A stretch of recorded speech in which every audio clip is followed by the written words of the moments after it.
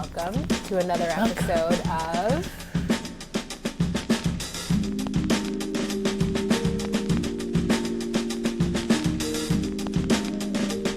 Sound It Out. Sound It Out With Kaylin and Shanita.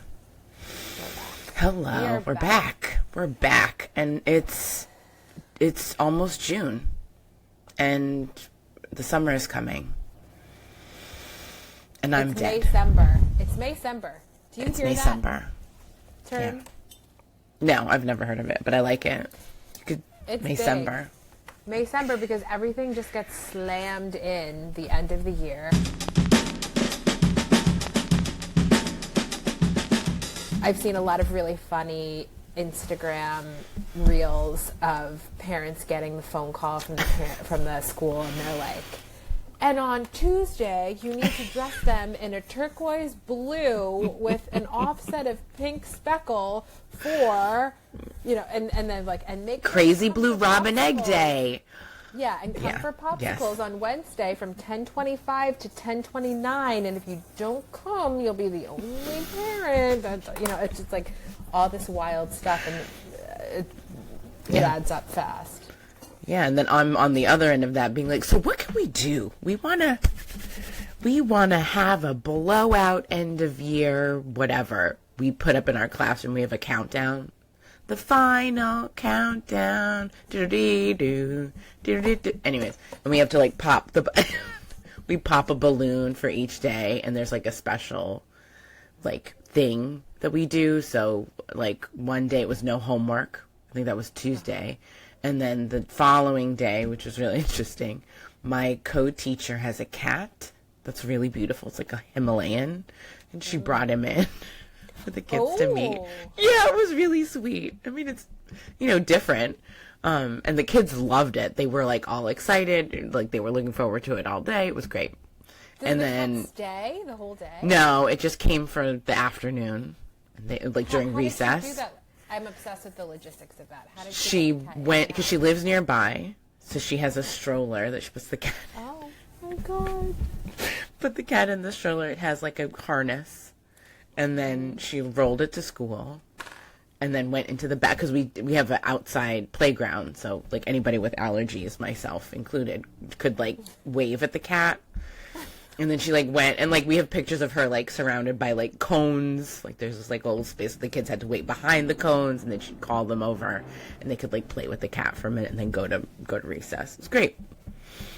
Great. Gosh, that's cute. I love the popping of the balloon. That's very cute. Yeah, it's really nice, and the kids are really excited. They're kind of sad, because like they've been like this is like a very interesting cohort, because they're very like close, and a lot of them started in preschool together, so now they're like graduating out of 4th grade into middle school. So it's like this whole.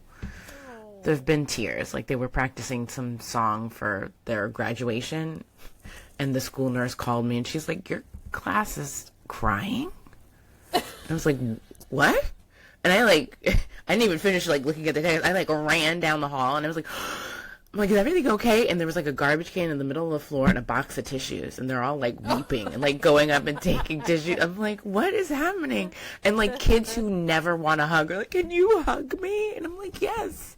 Are you okay? I'm like patting everyone. I'm like, are you okay? And they're like, we're just gonna miss you in school and everything. And I'm like, yeah, enjoy this time while you can, because soon it's gonna be taxes and thesis statements and papers and mortgages and babies. Like, yeah, enjoy it while you can. Downhill, kids. Yeah, it only goes downhill.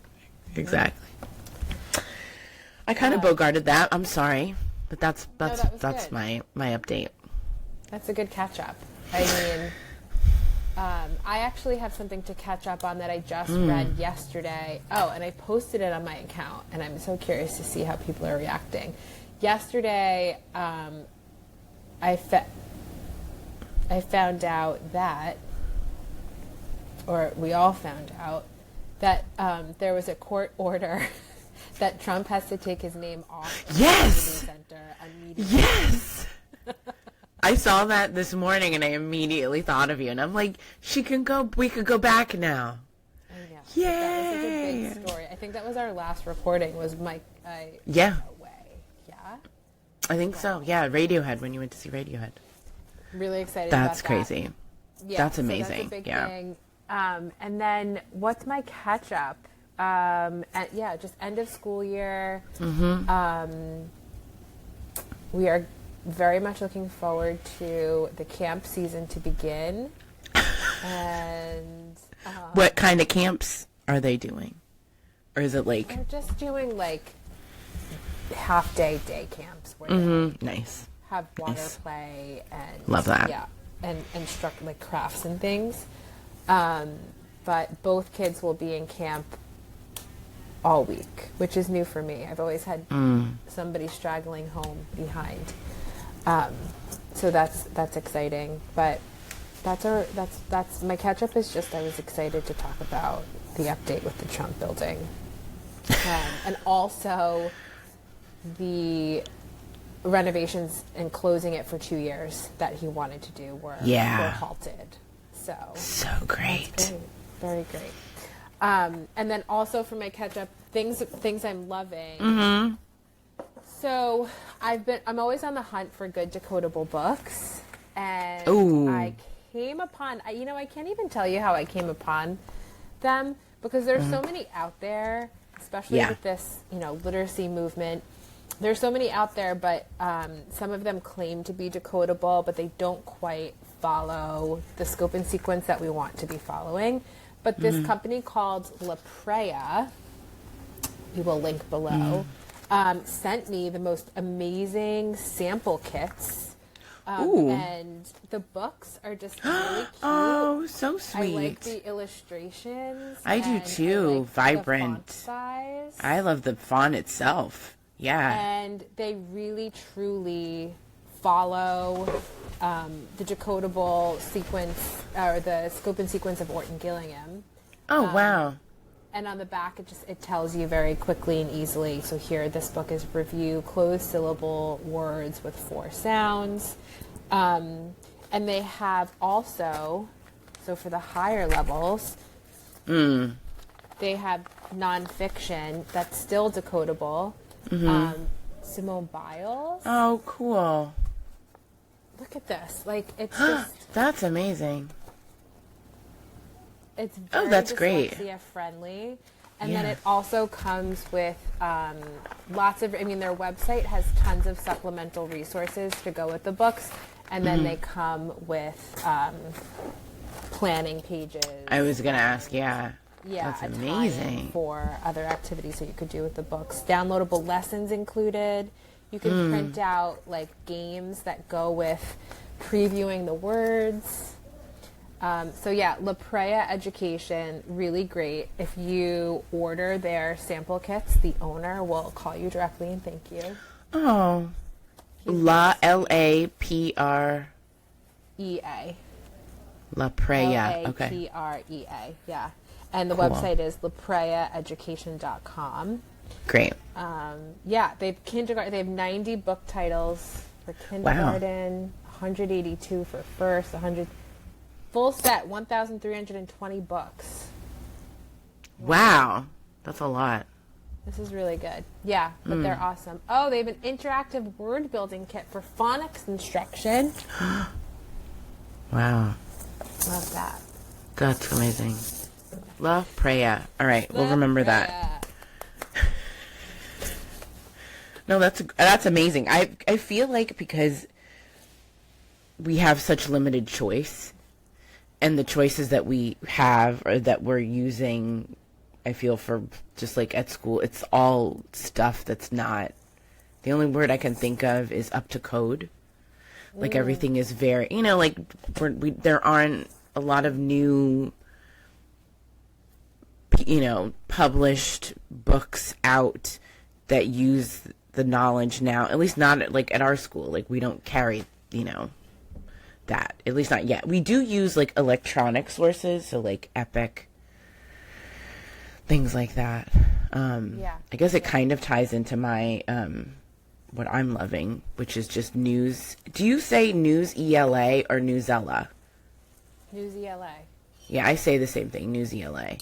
Because at work, a lot of people say Newsella. I love that for older students because you can pick your Lexile group and have it either more decodable or dependent on that, or like what you need to practice for that like NWEA score band. So I love that too. Yeah.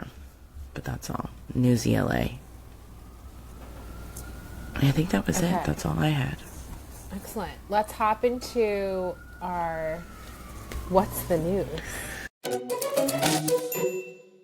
Didn't you have a jingle for that? Did I? What's the news? What's the news? It's the news. What's the news? I thought you put it in post-production last time. I could have sworn you had. I did. I had a Yeah. It was like a ding ding ding ding ding ding. Yeah. Yes. But I was gonna say this is a little news. It's not a full What's the News because we're only sharing one piece of news a piece, and we'll chat about each one. But do you want to go first, or I can go first because mine's super fast.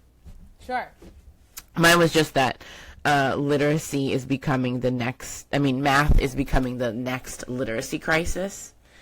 And it says that recent reports have shown widespread concern that middle and high school students are missing foundational math skills learned in earlier grades. Policymakers are even proposing kindergarten math screening to identify students at risk before the gaps become entrenched, which I think is really effing fascinating. And that there's increase of a future science of math type program being developed. And yeah, this is literally what, like, we just had our kids take the NWEA, which, if you don't know, it's the NWEA is an adaptive test that students can take that will adjust as per what they know. So it's a really great way to take a student or a class or a school's temperature at where they're at. And fourth grade is always the place where we get worried because they tend to tank it. So they'll like grow, and then we've been seeing it drop. And it's like math scores mostly.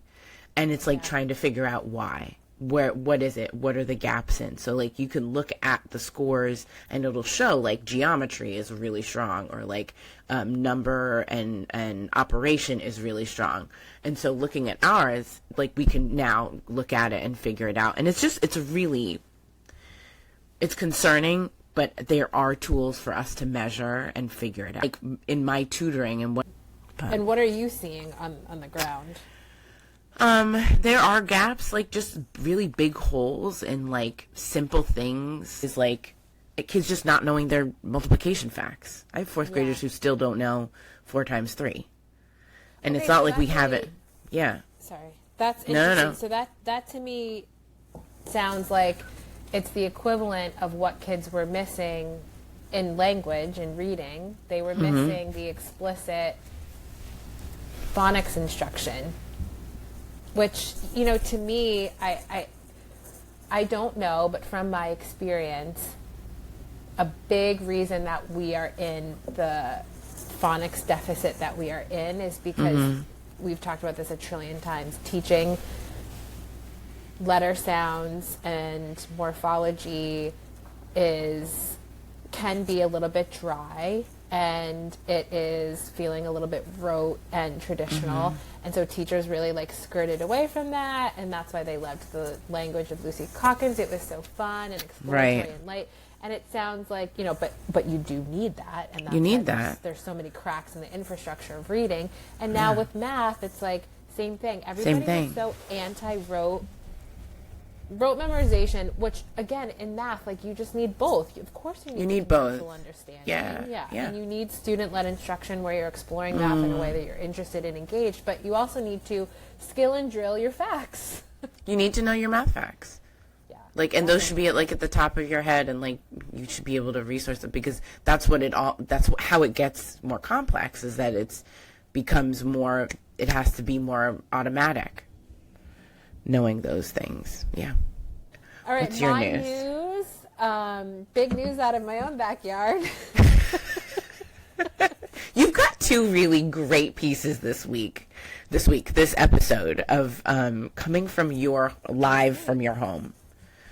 I really need to, I'm in DC. I need to tap in more in all the ways. But yeah, DC I found this out because DCPS posted this on their Instagram account last week. DC was just ranked number 1 in the nation in academic growth. Wow. So a report from researchers at Harvard, Stanford, and Dartmouth found that DC public and charter schools led the country in both math and reading recovery between 2022 and 2025. On the literacy side specifically, that's what I read more about, of course. That's amazing. There was a federally funded grant that helped students improve, let's see the data. A federally funded grant helped students improve 54% more in English language arts than peers at schools that did not have that funding, with the biggest gains specifically from students of color and kids from low-income families. Wow. And then That's this incredible. is what I want to learn more about. I just touched on reading about it, but I need to dig in. DC also had or has over 650 educators who have now completed the acronym is LETRS training. I'm assuming it's pronounced letters training, which I had not previously heard about. And that is language essentials for teachers of reading and spelling. It's a 2-year professional development course developed by Louisa Moats, and another new name for me, that trains teachers in the science of reading, covering phonemic awareness, phonics, and all the way into morphology with older years. Wow. And it's accredited by the IDA, the International Dyslexia Association, and follows a structured literacy approach. These are all like the sexiest terms that I've read in a long time.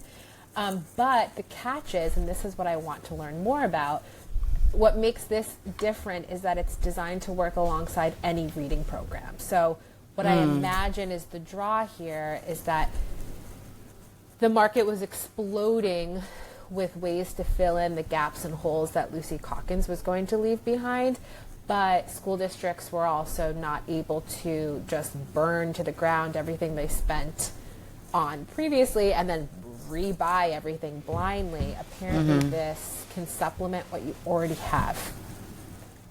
Amazing.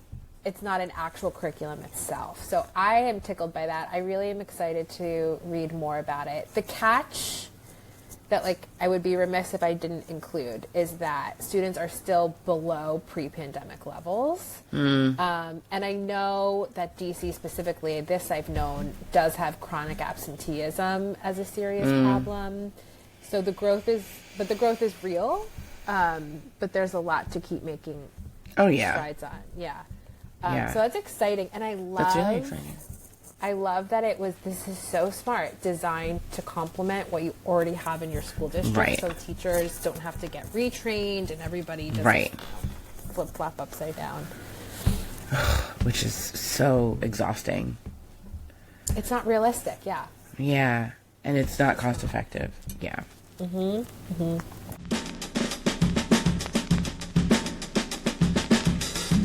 right, well, we're here to actually introduce the meat and potatoes of our episode, which is an interview with our dear, dear friend, Karina, who we had the pleasure of interviewing last month. And she is someone that we were inspired to reach out to because we did used to work with her at our school in New York. A really amazing, progressive, dual language elementary school that I think attracted a lot of really incredible teachers that were very open-minded and progressive and flexible and very spirited and enthusiastic. And those were the best times. They were. When we those were all really there. those early years were magical. And I feel like for a lot of us, I'll speak from my experience, it really made the struggle of like getting my degree, like just coming up in the ranks and finally finding this like magical home where like there was this freedom and you felt safe. Like I never once questioned like, you know, like, am I going to be fired or like, you know, it was just like this beautiful, warm womb of like growth and like experiential teaching and learning and like just like this, you just felt, I felt like it was such a magical time for me as an educator. Like I feel like I learned so much, not just from being at the school, but from the people that I taught with, you know, like you and like, you know, especially like our head of school, like she was just, I would not be the teacher I am had it not been for her. Like she just really put a real imprint on my learning and my love of the IB. Like that was solidified there. Like I remember how I used to cry during planning meetings because I would be so excited and like, this is so like just the learning that we were preparing and doing and setting up for these kids. It was just so unique and so, you know, and those kids now are like flourishing and like beautiful and it's incredible. Yeah. So magical. It was wildly stressful and tons of work in the moment. But the beauty of it was, you know, we were building the plane while we were flying it. And like you said, we were provided so much opportunity to learn, grow, and explore. And we were all given, I think, more autonomy than we would have in a place that was easier to work in and already built and running traditionally. I know in the moment there were days that we were like, I remember one of my co-teachers said, you know, this is like mid-year. She's like, some days I kind of just want the kind of job where I have a quota of potatoes that need to be peeled and I reach the quota and my day is done and I know what is expected and what I need to do. And I'm like, oof, yeah, I feel that. Because we were always like going this way and that way and this new idea and let's try this and let's do that. And in the moment it was so insane. I could never have done it. And it was so intense. At the same time. No. Shout out to the teachers at our school that were also parents. I don't know how they did it. I don't know how they did it. But it made us, like you said, who we are today. And yes, our head of school was incredible. She amazing. Pivotal. She put me in positions of leadership that I had no business being in, but she trusted. Because she trusted and believed in us. Yeah, same. Yeah. She saw so much in us that I don't think we saw in ourselves. And I think in a sense she was like a mom. I think that came from a leadership-y mom place, and I love that. But it was intense. I do remember, I don't think we ever left before 6. Or like 5, like our days were like 7 a.m. to like, it was 12-hour days. Because I remember by our choice, though. By our choice, yeah. What were we contractually? It was till like 4:30. 4:30. Yeah, I don't think I ever left at 4:30. I was always like fixing something, putting something up, painting something, remaking a poster that I felt like wasn't enough. Like I had to go back and it was again my choice. Like a lot of it was I'm like, I need this. I'm going to make 60 copies of this and I loved it. I loved it so much. I loved it. Karina was Karina. Shining star. Yes. So Karina she was downstairs in the preschool area. We were upstairs in the elementary area, but there was tons of crossover and we were always together planning. And then later on she came up and was doing elementary with us. And Karina has, which you'll hear in the episode, a really incredible background. A lot that we didn't know until we interviewed her, but we were always inspired by her knowledge of Montessori and Reggio Emilia. And just her energy and enthusiasm. She was an incredible person to work with and always happy and smiling and positive, and still is. Yeah. So, we wanted to reach out to her and see how she was doing and talk about the old days. And we found in our discovery call that the three of us are also exploring, what is life like after teaching? And, how do you transition to explore other avenues with teaching being such a specific career and job?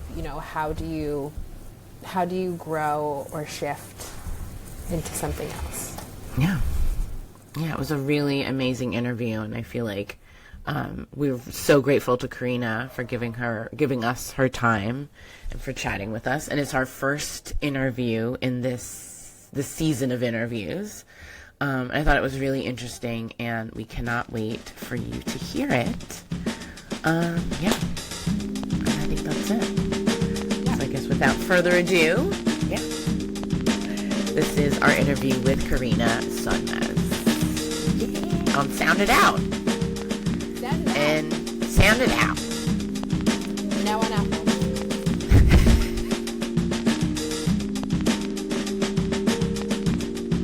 Today we're kicking off our interview series with an incredible gal that we both had the pleasure of working with while teaching in New York. She is a Reggio Emilia and Montessori trained educator who spent 8 years training preschoolers in Montessori and Spanish immersion settings. She has helped 2 other education-related startups in Manhattan be developed and get off the ground. She leads with her heart, is adventurous and nurturing, a sister, a wife, a daughter, and mother of 2 babies. She has many, many stories to tell and wisdom to share. We can't wait to catch up with her and chat all things education and identity and whatever else we feel like bubbles up. Please welcome Karina Sönmez. Yay, welcome. We're so excited to have you christening our interview series, starting with you. I know. I feel so excited and so honored. And kind of like, are you sure? We are so sure. I think we just want to start with letting you tell us, all about you, where you're coming from, more about, your origin story. Yeah. And leaning into your origin story, it doesn't have to literally be from the moment we met you or from birth. It could be anywhere you feel pertinent to the story. Yes. Yeah. Okay. Well, I guess it is kind of like since I was little, my origin story and how I kind of started on the path of education. I was the youngest in my family. My siblings are 9 and 10 years older than me. So by the time I came around, third born with that big of an age gap, nobody was looking and observing me as much or asking me what I wanted to eat for dinner because I was a baby and didn't talk, and my opinions, with a big family, that just wasn't the focus. And so I always felt this need to kind of assert myself and wanting to communicate and feel heard. And I never had the chance of being an older sibling. So I always felt that yearning of wanting to be older than someone or bigger than someone or teach someone something. And so that's kind of how it started for me. My intrigue into children started at a very young age because I was the youngest and I was always seen as the child. And so it was kind of this rebellion against that, but at the same time, a true understanding of what that is, and wanting to connect with that. So when I was trying to figure out what I was going to do with my life, when the bubble burst on me being a famous dance choreographer. That was my dream, right? What famous dance choreographer do you know, right? You don't. Classic. Right. Yep. Aren't really a thing. But when that bubble kind of burst and I realized, okay, maybe that's not a thing and maybe I'm not going to do that. I started thinking about what other interests I had, and one of my aunts recommended speech pathology. She said, "You are so great at communicating and expressing yourself, and you love children, and this is kind of an interesting angle on that. Why don't you look into it?" And I did, and I just fell in love. I was not always the best student. But when I started studying in college, when I started studying that, I was like top of the class because I was just so passionate about what I was studying. It didn't feel meaningless. It didn't feel like this is just something I have to do, the status quo. It felt like a true passion, a true choice. A true connection, yeah. And I fell in love with it. Yeah, I just really fell in love with that. And then when I graduated from that, my boyfriend, now husband, we were kind of trying to figure out who would go to grad school. And he got into a program in New York City that he really wanted for a long time. And I was going to go to like SUNY New Paltz. And I was like, all right, I'll put that on hold for now. You do your thing, and then later on I'll do mine. And so I was like, what do I do with a, bachelor degree in speech pathology? You can't, like, there aren't many jobs. And then I found teaching at a dual language school. Because I was like, okay, this is language acquisition. This is perfect. I can totally do this. This is what I care about. I get to work with kids, and I get to do it through the lens of language. I didn't know you came through the venue of speech. Me neither. It's so interesting to me, and a huge credit to you, that you thought you were coming into this position as one thing and then found out on your first day it was another. Like, what were you thinking you were walking into on your first day? I was a Spanish speaker in my home, right? Like, my parents both were born and raised in Cuba. I'm first generation American. So Spanish was something that we spoke in the home. And when I was applying for the job, I saw that it was a dual language program. So I came with a background of like, I also speak Spanish. And then, right. Same. So in my interview, we did, riff a little bit. We had, spoke in Spanish, a few words here and there. But so I came in thinking that I would be a teacher in a language immersion classroom, but I didn't realize that I was going to be the Spanish teacher. So I came, I was really excited. It's a whole new opportunity, a whole new world for me. I had never taught in this sort of setting. I had taught in other settings, like I did art classes for kids and music classes, dance classes, those sort of like 30-minute mommy and me things. But I had never taught in like a formal classroom. And so I was already kind of had a little bit of imposter syndrome. And then to come in and find out that I was actually the one who was supposed to be speaking Spanish 100% of the time was definitely like, all right, let's start performing. Yeah. Oh my God. Remind us. Let's make sure we have 30-minute calls with my grandma every week to practice. Did you really do that? Yeah, I was like, Mom, you have to like talk to me in Spanish. What am I going to do? I'm speaking to these children. Their parents are, they expect me to speak Spanish. Oh my God. Oh my God, that's amazing. I had no idea. And like, just as an outsider, like my Spanish did get better. Yeah, because I remember very much seeing you like with the kids and like hearing you and like the songs and the dancing and like. But I did have a question. I got distracted because I saw Alexa's text. Do you know where Jeffrey is? My husband just texted asking where my 5-year-old's lovey Jeffrey is. And I'm concerned because I know. For anyone listening, it's 8:40 p.m. So if we're asking where the cherished stuffed animal is, we are in hot water over there. No, I don't know where Jeffrey is. He's not in here. Even worse. Okay. Anyways, is this like a first time for Lex putting them to sleep? It looks that way. Yeah, you would think. They demand that I do it. So like, to his credit, he's blocked from bedtime by them typically. I'm sure you know how that goes. Yeah, like he's just not allowed. Totally. Yeah. No, it's like every night there's just like a fight for who gets mama to put them to sleep, You just have to like ignore the other one's cries while you put the other one to sleep. You're like, oh. Oh, but also your kids are similar. Well, I don't know if this is the non-mom saying this, but you both have a boy first and then a girl. Yeah. Yeah. Oh, that's a really. It's a check near where he And gets my dressed. kids are Sorry. 2.5 years apart. I don't know. Yeah, 2 years, 2 months. Yeah. 2 years, 2 months. And so now they're 3 and 5, and they're starting to feel like twins, which is really cool. Plus. Wow. Okay. All right. Let's get back on track. Sorry.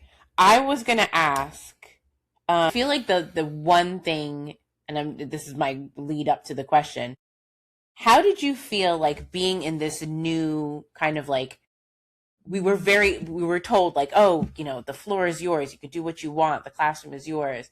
You know, you have this whole, did that feel like almost like an invitation, or did it feel like a limitation? Was it overwhelming? Because I mean, we can both speak to our own kind of backgrounds, but to like, now that we have somebody else who we can kind of like trauma bond with, like, how was that for you, especially coming from like a very different like background than teaching, and then also being thrust into something like, oh yeah, well, you speak a second language, now you're going to do that. What was that like? What was that experience like? I think because we worked at an IB school, like there's such there's like a framework, right? And so that felt very cozy to like have that, to have those specific terms, to have the specific planning guide. It felt like I was kind of gently being guided. But I did feel that there was, and maybe this is just because I was like good at it, that there was a lot of support in the ideas that I had.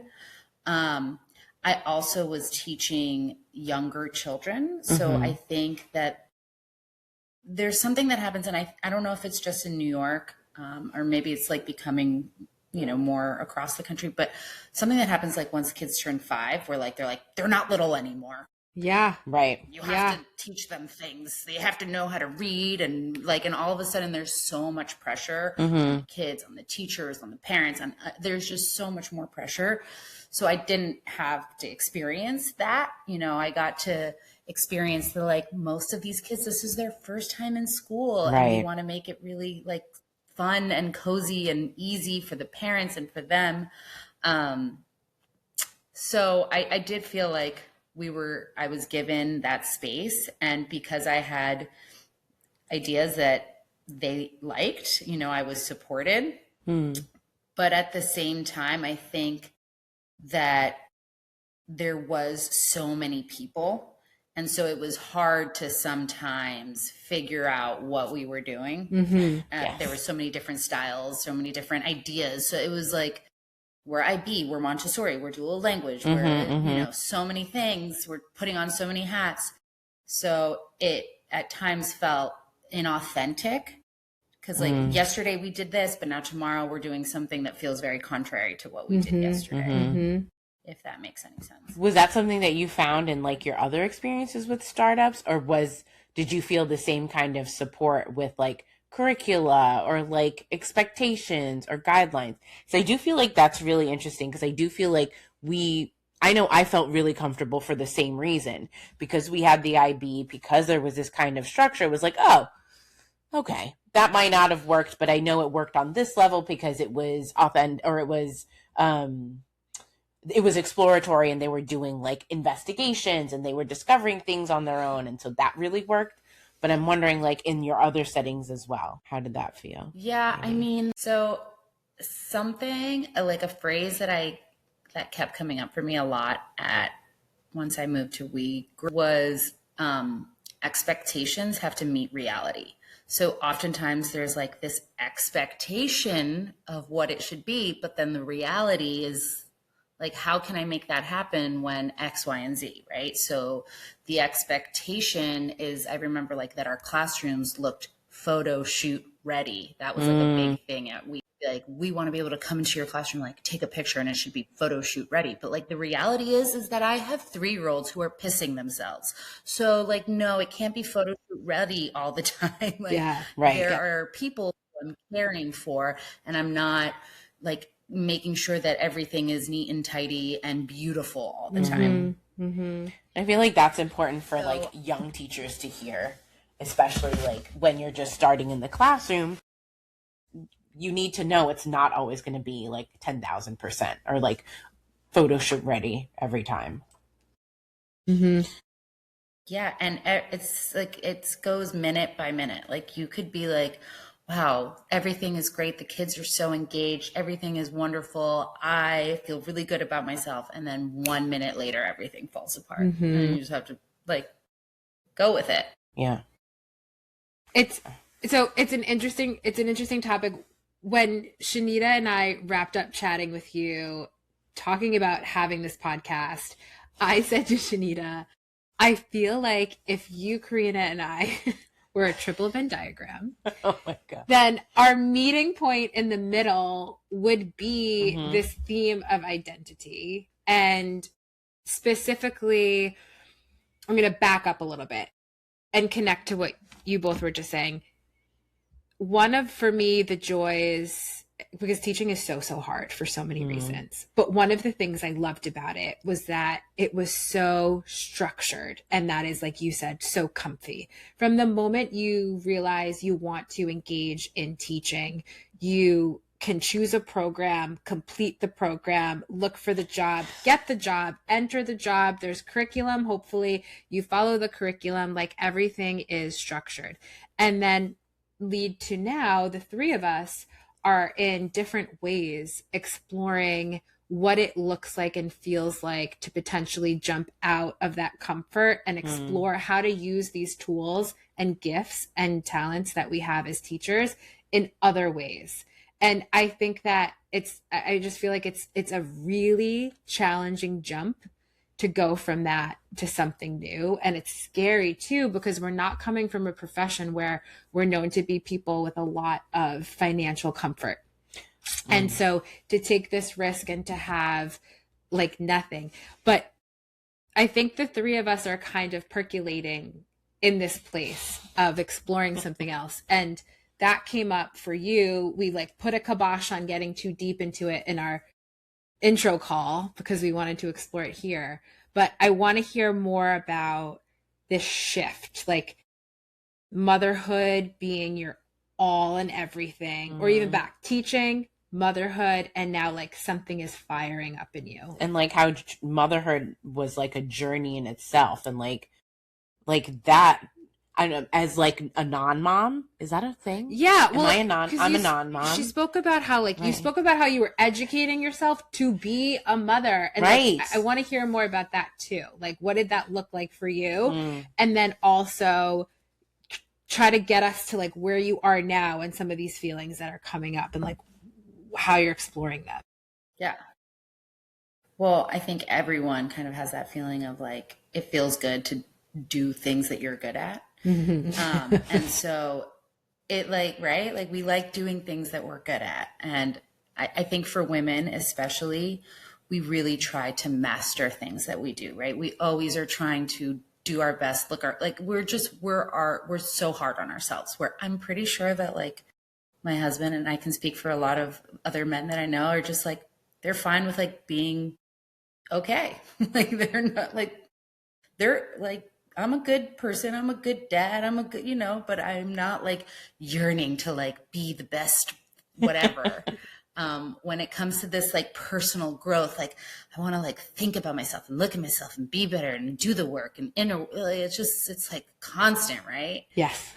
So that like, yeah, you have a baby and your hormones are like firing and crazy and you're up at all hours of the night and you have this device in your hands and it can give you so much information, and you as somebody who like previously I said I wasn't a very good student in high school, but then when I found something I was passionate about, like I devoured it. I just wanted to know more and more. And that kind of was the same thing with motherhood. It's like once I became a mom, I had this background of like mostly 3-year-olds, right? I knew what 3-year-olds were. And I felt really confident about that. But like this idea of a baby and how to help a baby and what to do with a baby was new to me. And so I kind of had that same feeling where I just wanted to know more, so that I could be better, so I could be the better version or best version of a mother. 'Cause that feels good. And then here's a question, because I remember one thing we were talking about too. You mentioned how social media has had this role, and like I feel like, and you pressed on something just now, and you were saying like as women we want to be the best. So like not the best, but like we want to be like who we think, I don't know, that like perfect version of ourselves would be. And whether you're a mom or a non-mom, or you know, you're a mom with a career, or you're a mom at home, or whatever woman you are, you want to find, like you said, like you want to go online and kind of like be like deep. We want to get deep with everything. I want a checklist, and I want to be like, so I need this, I need that, I want to look, this is a look that I'm looking for right now. This is something that I'm trying to do with myself. And I feel like when we were younger, and I feel like I'm going to overgeneralize for all of us. We came from an age where we grew up without social media, right? As much. And I feel like that allowed us to really discover ourselves on a very authentic level. Like I knew that I love loafers and white socks because I love loafers and white socks, not because, you know, Tammy on Instagram wears loafers and white socks and I'm like, oh my God, she looks amazing. I literally just pinned a look with loafers and socks on my 2026 fashion inspo board last week. Exactly. I'm just thinking Michael Jackson, like right. I can't see loafers and white socks and think hot Tammy. You need to send it to me. Loafers and white socks? Well, or just socks in general. Today I'm not wearing socks, but I am wearing loafers. I'm gonna send you my pin. I can see you in it. Please. She's gonna look at it now.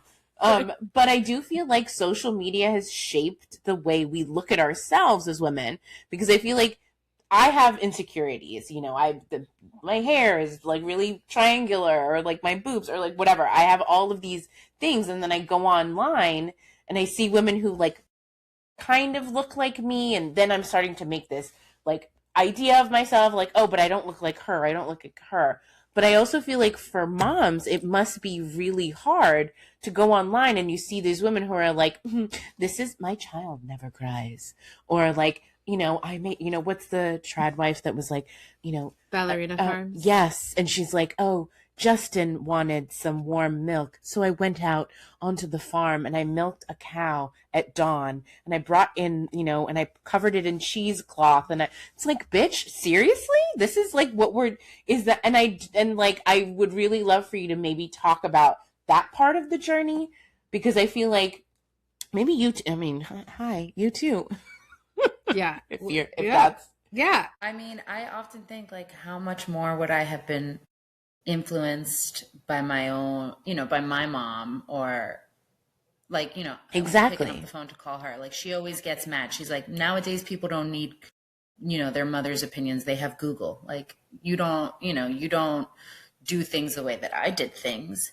And she also talks about how when her and her friends, or like, you know, like the family would get together, they wouldn't like talk about parenting. She was like, well, I didn't know how so-and-so kid fell asleep. I didn't know what so-and-so ate. I didn't know about schedule. Like, but now like what we talk about is like like I get together with friends, and what we talk about is our kids and how we parent and what our choices are. And that like aligns us, right? Like I'm friends with the people who raise their kids kind of like how I raise my kids, unless we were friends beforehand. Right. And then having kids kind of test that friendship. So, you know, like it's like all like, that's really interesting. It's all the algorithm, right? We're just like, you know, being fed what we are looking for. And then it's like a constant, image of, if this is what you want, like, how are you comparing to it? How are you comparing to this influencer mom that you are romanticizing her life? You know? Right. Yeah. I like to hope it's complicated. I like to hope that like I do think perhaps we're missing out on opportunities to speak more to our mothers and like look out into our community in a more authentic way. Like, however, when you're in the trenches as a young mom, how much time do you really have to like peek out into the community and be like, who can help me? Like, that's not really realistic either. What I like to believe, and I think is also a good tie back into teaching in general, is like that we do have a gut instinct of what is right and what is wrong. And even though we may get images and videos and ideas of things that are happening, and we might even test them out, at the end of the day, like, we know what feels right in our gut.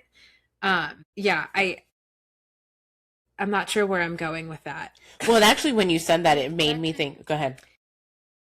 Yeah. I was going to say, it made me think, like, kind of back to that identity thing, where it's like, for me, like, I am just kind of coming out of, I have 2 kids now. One is 4 years old. I'm kind of starting to be like, you know what? I'm half gentle parent, half immigrant parent. That's my style. I love that so much. Right now, I'm going to, like, get eye level with you because I have the patience and the time. And I'm going to be like, I hear you, and that's really sad. And I totally understand. Do you want a hug? That's hard, buddy. And then sometimes I'm going to be like, Ignacio, vete para el cuarto ahora mismo. Oh my God, that's the like, best. You know what? That's the world I live in. That's where I'm going to live. Do you full name him? Are you full naming him when you're in that? Like, yeah, of course. I love that so much. Yes. Yes. And my mother thanks you. My grandmother thanks you. Yes. I love that so much. Like, that's my and when I kind of first noticed that my son was, like, picking up on, like, a shift, and he would be like, is this serious time? Like, he kept being like, are you serious? Is this serious? Are you serious? Is this like, yes, that's the tone, is serious. Yeah. That's also really interesting because that makes me lead into the dichotomy that we talked about too on our discovery call about the difference between, like, home, mom. I think you had said it as, like, mom at home and rules at home, and then school rules and teacher. But right? But then teacher coming into home. Right. And you said something really cool. You were like, school is where children learn rules. Home is where kids push them. And when you said that, it, like, punched me in the face so hard, because I've had so many parents, and, like, we've all been there, where we have a parent conference and the parents are like, yeah, but we don't see that in the house. And it's like, no shit, Janet. Like, he's not going to do that at home because because here it's a different environment, Yeah. I mean, and that was hard for me, right? Because I had this, like, I'm going to know how to do this because I did this and it worked, when I was a teacher. And then to come and kind of, like, practice those same techniques, and sometimes they work, but other times they don't, is very challenging. Like, it's like a total. Do you guys get, like, fees if we curse on this? No, not at all. I just said bitch, like, twice. Okay. Fucker. We also don't know. Right. Shanita, we do have to. That is something we should look into. Shanita, we don't know that answer. Okay, well. It's fine. Hell, we'll figure it out later. Okay, well, it is a total. Mindfuck. It is a total mindfuck. Yeah, it is. Because I'm like, wait a second. Like, what? That's, like, not working. Whispering isn't getting you to, like, listen to me and be quiet. It's not. And sometimes it does. And so that is hard. And I was thinking more about this because I don't know, when your kid is having a hard time, like, you feel it in your body. You're just like, it's a reflection of, like, it's so like, so annoying, right? Like, it's so, your nervous system is reacting. Yeah, totally. And then you feel also like this is, like, something within my control that I'm failing in some way because they're dysregulated. And right. And when you're a teacher, you just don't have that. You feel for them, but you don't feel it in your own body. No. The way it is with your own kid. Yeah. And so it's just so much more personal, and it's so much more messy and intimate and triggering, right? So it's like, I mean, I can excuse myself if I need a second to calm down, but at the end of the day, like, I'm home with the kids. There's no co-teacher. I can't, like, call right. I'm the one.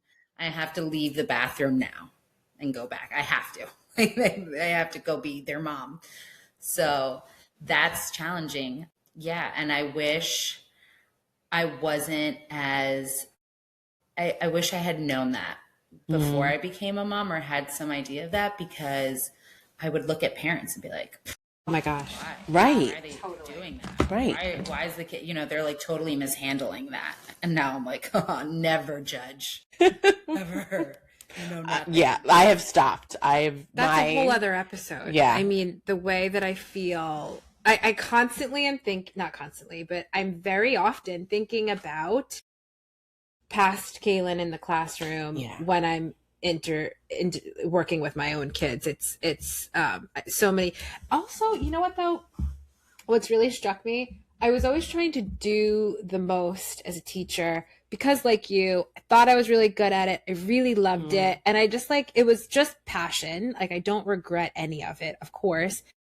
But at the end of the day, as a parent of a 5-year-old in preschool, all I really want as a parent is a ton of photos and a couple emails here and there. That's it. I just want communication. I don't care what the unit is. Really? I'm good at, I mean, I like knowing it. They just completed a unit on buildings and they had a really great field trip tied in. And this is DCPS. Like, there's not a lot of funding. There's not a lot to work with. He has a teacher that is very passionate and amazing. But like, what makes me feel the happiest and the most regulated as a mom is just getting an eye into what's going on with him for all of these hours that I don't get to have him. Like that's what I want. Like, I trust that everything else will fall into place. I also, like, I have to recognize my privilege as having a learner that doesn't have any differences. So like, there's that too, right? Like this is a whole, wow. Yeah. right. Yeah, like that's a whole other thing. But yeah, it's a really interesting topic to consider, like looking back at yourself as a teacher before you had kids. And but this like informs me now.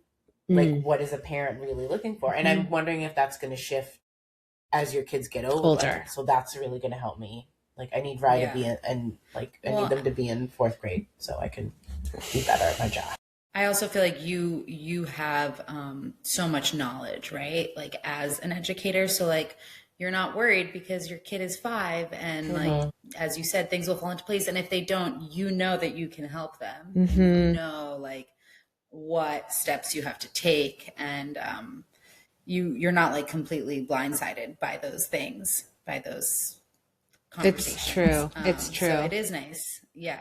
But don't you want to, like, I don't know. I'm always like, I want to know because like, maybe because I'm not teaching anymore.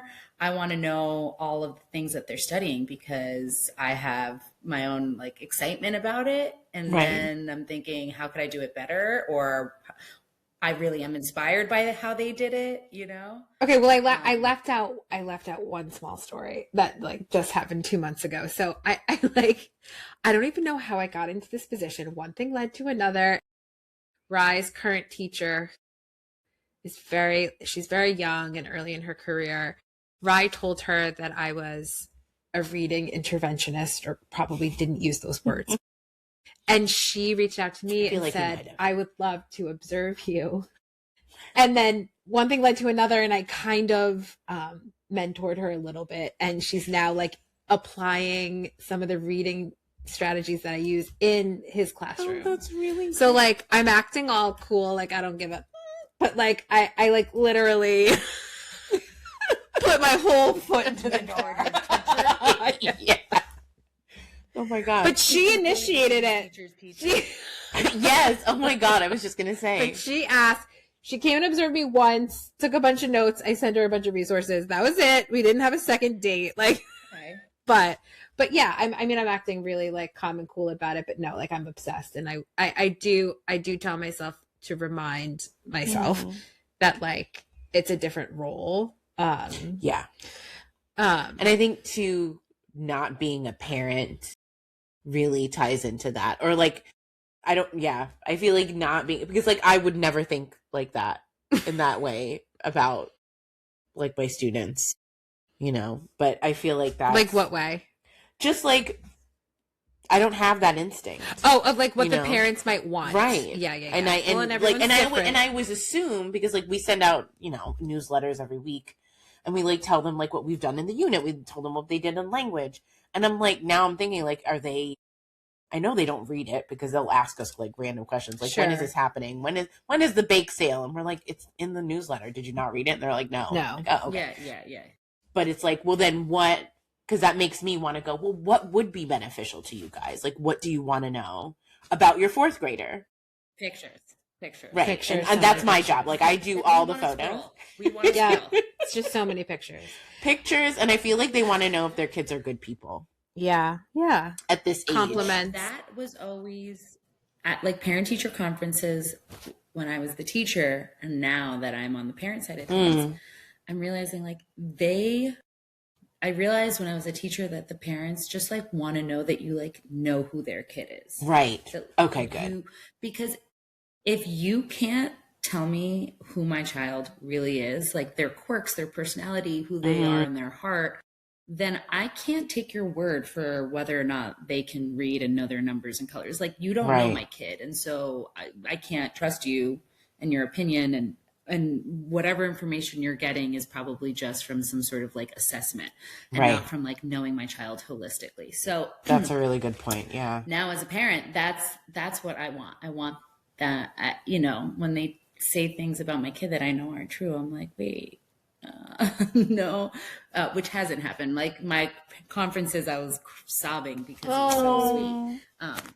So that's really what I feel like is the most important. Just having parents feel like you do see who You their see child our kids. is. I love that. Yeah. I would love to, before we wrap up, maybe just because this is what I personally crave and love. So forgive me if no one else cares, but I think people do. You mentioned, and this is just so Reggio and Montessori, you mentioned setting up your home with a lot of purpose to not only help your children, but to help you, and I'm sure your husband and the family as a whole. I would love if you could give us one or both or anything you can, a snippet into like a day in the life with the kids and like how the environment is tied into that, like some tips, tricks, must-haves for you. Yeah. So at first I was thinking like when I become a mom, I'm going to have like a visual calendar set up, and I'm going to have like all of the things that I have like in a calendar, and all of the things, that I had in my classroom set up so that my kid could be. And it's a lot of work to do all of that. Even though I'm home with them, it doesn't feel authentic, right? So I think that there needs to be a balance of like what feels authentic to you, but some things that I've done that I feel I've come into with knowledge as a teacher that have helped me as a parent, especially like Montessori, is having the environment be accessible to them. Obviously we have routine in our day, that instead of having such like a strict schedule, it's more about rhythm. And that's something that I got from like just learning more about Waldorf, is like the idea of like in breath and out breath, and in breath and out breath, and how there has to be these times for like big body movement and then like coming down, right? And that in breath and out breath throughout the day. So I tend to allow more flexibility with the way that our days go. And it's not like we're going to start this and then that and then that. So the whole visual calendar or visual schedule thing didn't become something that I use, but definitely having rhythm so that there is predictability. When we wake up, we go downstairs, we have a meal together. They can get into their seating themselves, even like my 20-month-old, because we sit at the counter. So they're like in their towers. They just like climb into the tower. I have a cabinet in my kitchen that is like all of their plates, all of their cups, all of their forks and spoons and knives. And this is another thing that I kind of learned recently. It's like this idea of giving them choice is so good, right? They feel so empowered, but then they start to feel like they get a choice all the time. And you're like, Yeah. okay, this is like now we're stepping into entitlement, and not only like, I have to make a left. I can't make a right because the store is that way. Like you can't choose. Right. You can't. Just because I let you choose if you wanted the pink cup or the green cup, whatever, now it's like I have to make a choice. Yeah. So instead of doing that, of like getting their stuff for them and being like, which one do you want? I put it at their level. So they just go and pick it. It's not like which one, but go get yourself a cup, go get yourself a plate. Mm-hmm. And so they have access to the things that we need in the morning. Like when we come home, they have access to like where they hang up their stuff and put their shoes, and they know how to like take care of the house that way. And then all of their toys are on shelves that are at their eye level, and they're like in trays or in baskets, things that are easy for them to take out, to use, to clean up. And it's not going to be like, I need help opening this box and putting this thing together. And so it's just that to me is like the biggest thing, is having them have access to the environment.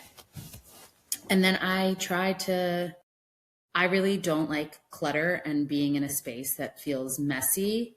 Like I like being in a mess when there's an active activity going on, right? When they're like in the thick of it and they're like in their creator space and they're in flow. I don't mind. Like I love it. To me, it's beautiful. But then when it just becomes chaos, they don't play as well. They have a hard time because they're overstimulated. I'm overstimulated. So, making cleanup be as easy for them as possible too, like just putting things in baskets. I have so many baskets in my house. There's baskets everywhere, like, because they're pretty and they're a good place to like put a bunch of stuff. Yep. Easy. And then having like certain items available during certain times of the day. So we have their toys like in the living room, but then they also have toys in their bedroom. And then when we do quiet time, which is like what we do instead of nap, when they age at a nap, are like, those are the toys that they can use during that time of day. So there's excitement and there's something that's like feels special about it. I have to tell you, again, in our discovery call, you mentioned this, like setting up the environment for your kids and for it to be accessible. And while I knew that and have always been in a way doing that, you reignited the thought and put like a lens on for me. So I was looking around my house, not on purpose, but just had you in my head. And I literally revamped my kids. They have like their bedroom. Their bedroom is a bunk bedroom. They used to have separate rooms. So now that they share a room, the open room is like a dressing room. And it's just like their closets and whatever. I loves Legos. And when he free plays with Legos at my parents' house out of this bin that's organized, he goes off in ways that I never see him. Lola loves dress up. And again, like when she's at our friend's house playing in their dress up area, goes like and I realized in our home, those two things were not organized in an accessible way.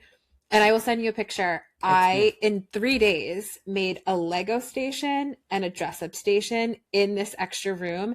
Rye was awake at 6 a.m. yesterday, and I didn't feel like waking up with him. And he turned on his little desk lamp and went to work. Like, it was a whole new morning. We all woke up like so happy. So everyone was fulfilled. So thank you for that. Yeah. It's so, and they feel so empowered because they're like, this is my thing and look at how cool. And it's like set up all nice. And they're excited about how cool their setup is. Yeah. And just from like a teacher standpoint and like a non-mom, again, this is developing that independence that we look for in the classroom. So like if your classroom setup is accessible to like all of your students' needs, having this at home benefits that as well. So like in a moment where it's like, I have kids who'll be like, I can't find my pencil. My pencil that I'm holding in my hand. I don't know where to get enough. Executive functioning And then skills. It's like, oh, well, maybe look around the classroom where things are at, like you can look around the room, like here are those things. Like I feel like your kids would not. I'd be like, oh, Ryan knows where the writing center is. Sure. Because they're able to intuit perhaps better and have the thought to even look around. Right. Instead of things constantly being handed to them and set up for them. Exactly. It's developing that independence, right? You're giving them that flexing that muscle, which I feel like a lot of times kids don't.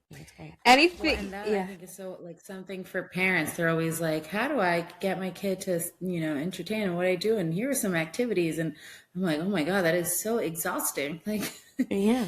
Or here, let me hand you my phone. play. Yes. Oof. Ooh. Screen thing. Yeah. I don't play with my kids. That sounds bad, but No, I love that. I don't like play with them. I really don't. I don't like sit down and and when I do, I'm so present because it rarely happens, but I don't like sit and like play with like the little guys and like I don't do that. That's not what mommy does.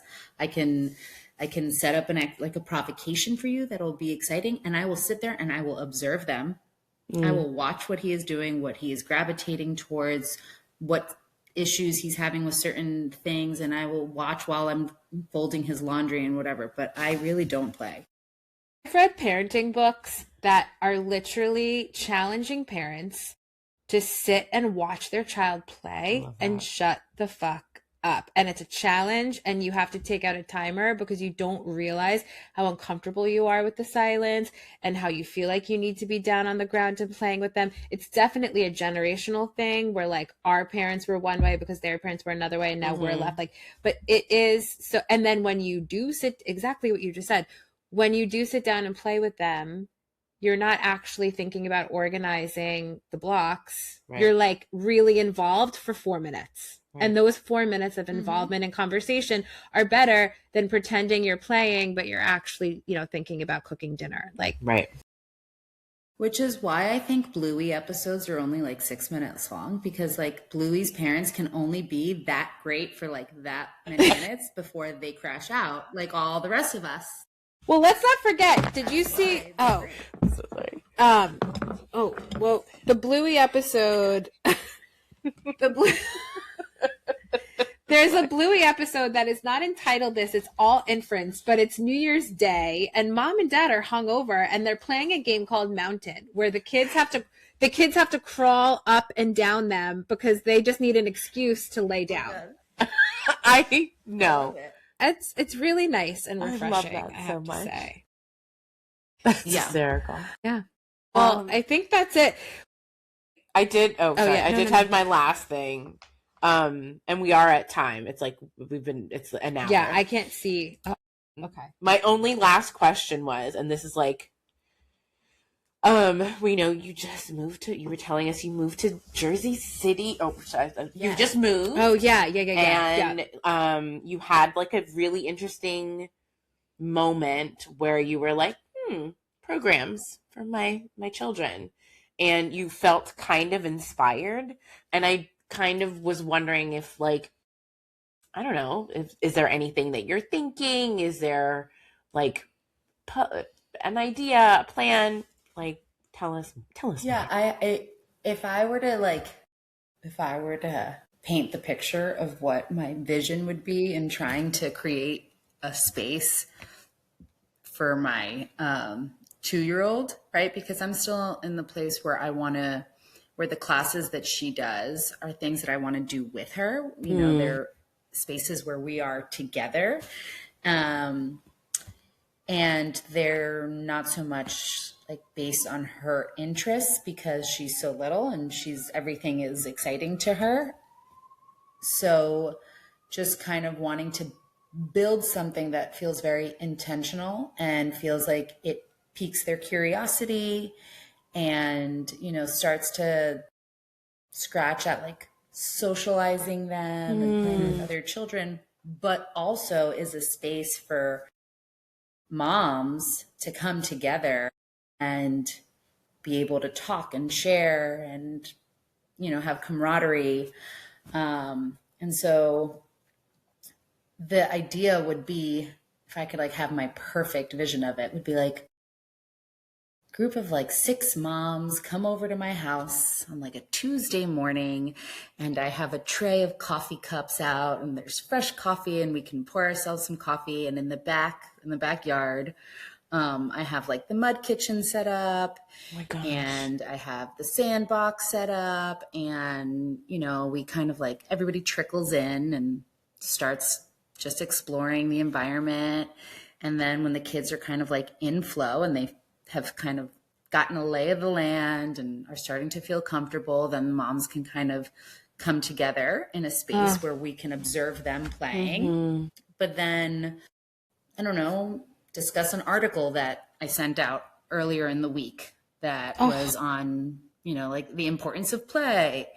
And we can talk about it. And then when we start to see that the kids are like aware that the moms are talking and we're not paying attention to them, and they start acting out, we can then maybe come together and sing some songs, maybe do a little puppet show, and then, say goodbye. That's it. Yeah. So that would be like what I would imagine.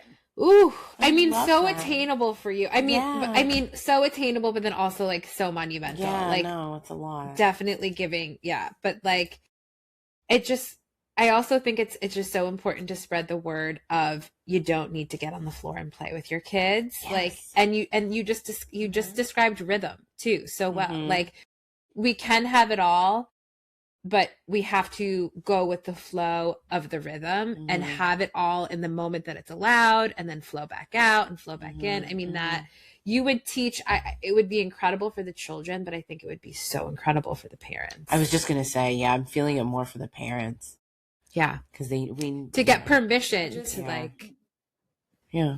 Well, because all of the classes really, or the classes, your typical classes are, okay, we're going to start here and everybody's going to say their name and sing along, and then 5 minutes of dot markers. And then after 5 minutes of dot markers, we're all going to like, play Simon Says, and then we're going to run over here and do scarves, and then we're going to have a snack. And it just feels so like programmed. Yeah. And there's no space for the kids to feel comfortable, the parents to feel comfortable. It's just, it feels so performative. Yeah. And so and like, rushed. you're getting your money's worth. I'm stressed out. And it's like, you don't need any of that. That's overwhelming. And like, I feel like, it's like you're getting your money's worth because there's so much to do. There's so much stimulation, when actually, like, if you just take all of that away, Right. you just give them a few buckets and some water, you're going to be great. Yeah. Like, they're going to be so involved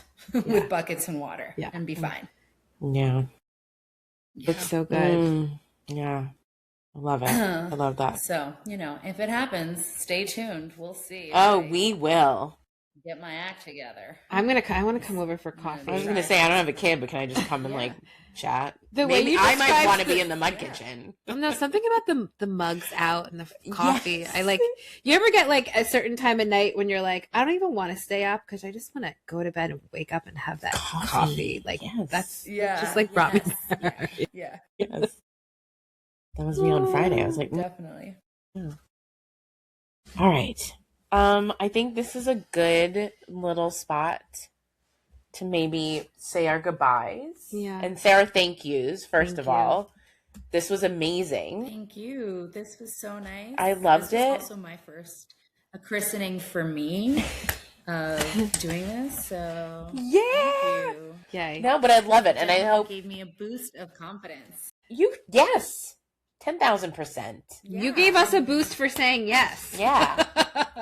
We're so, like, this was amazing. I really love this. We need to be more vulnerable and, open.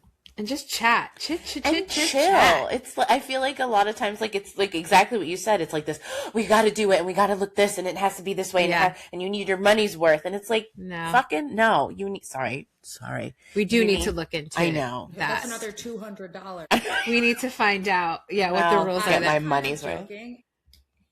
I was actually kind of joking. I was like, you guys, who is watching out to see, what are you, Andy Cohen? You have no spot. Get like a fine for an F-bomb?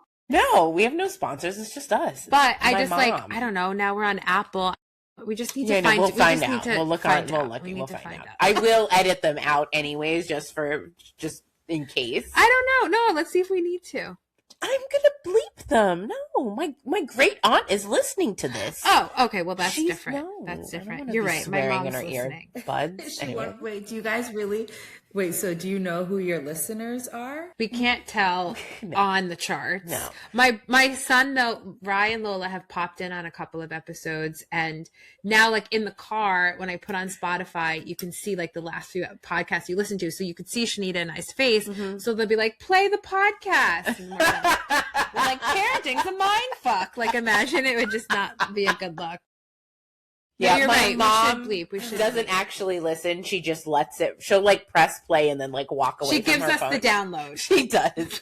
But then I have like 3 friends who actually listen when I do send them the link, which is really nice. So it's like, and then they all give us feedback and they're like, "That was great. You guys are funny." Yeah. Okay. Whatever. Yay! Love you so much. We hope you enjoyed our interview with Karina Sönmez as much as we did. And you can find us on Instagram and Apple and Spotify and our website. So sorry. Amazing. All right. Love you. That's it. Love you.